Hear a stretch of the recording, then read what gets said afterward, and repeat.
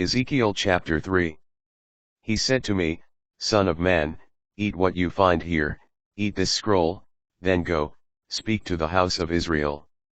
So I opened my mouth, and he gave me the scroll to eat. Son of man, he said to me, feed your stomach and fill your belly with this scroll I am giving you. I ate it, and it was as sweet as honey in my mouth. Then he said to me, Son of man, go now to the house of Israel, and speak my words to them. Not to a people with obscure speech and difficult language am I sending you, but to the house of Israel. Nor to many nations of obscure speech and difficult language whose words you cannot understand. For if I were to send you to these, they would listen to you. But the house of Israel will refuse to listen to you, since they refuse to listen to me. For the whole house of Israel is stubborn of brow and hard of heart. Look. I make your face as hard as theirs, and your brow as stubborn as theirs. Like diamond, harder than flint, I make your brow. Do not be afraid of them, or be terrified by their looks, for they are a rebellious house.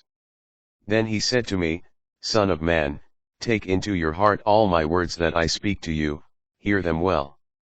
Now go to the exiles, to your own people, and speak to them. Say to them, whether they hear or refuse to hear, thus says the Lord God. Then the Spirit lifted me up, and I heard behind me a loud rumbling noise as the glory of the Lord rose from its place. The noise of the wings of the living creatures beating against one another, and the noise of the wheels alongside them, a loud rumbling. And the Spirit lifted me up and took me away, and I went off, my spirit angry and bitter, for the hand of the Lord pressed hard on me.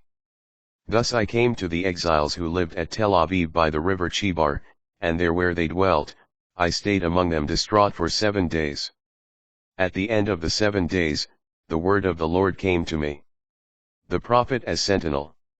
Son of man, I have appointed you a sentinel for the house of Israel. When you hear a word from my mouth, you shall warn them for me. If I say to the wicked, you shall surely die, and you do not warn them or speak out to dissuade the wicked from their evil conduct in order to save their lives, then they shall die for their sin, but I will hold you responsible for their blood. If, however, you warn the wicked and they still do not turn from their wickedness and evil conduct, they shall die for their sin, but you shall save your life. But if the just turn away from their right conduct and do evil when I place a stumbling block before them, then they shall die. Since you did not warn them about their sin, they shall still die, and the just deeds that they performed will not be remembered on their behalf. I will, however, hold you responsible for their blood. If, on the other hand, you warn the just to avoid sin, and they do not sin, they will surely lie because of the warning, and you in turn shall save your own life. Ezekiel mute. The hand of the Lord came upon me there, and he said to me, Get up and go out into the plain, where I will speak with you. So I got up and went out into the plain. There it was. The glory of the Lord was standing there like the glory I had seen by the river Chebar. Then I fell on my face. But the Spirit entered into me, set me on my feet, he spoke to me, and said, Go, shut yourself in your house. As for you, son of man, know that they will put ropes on you and bind you with them, so that you cannot go out among them.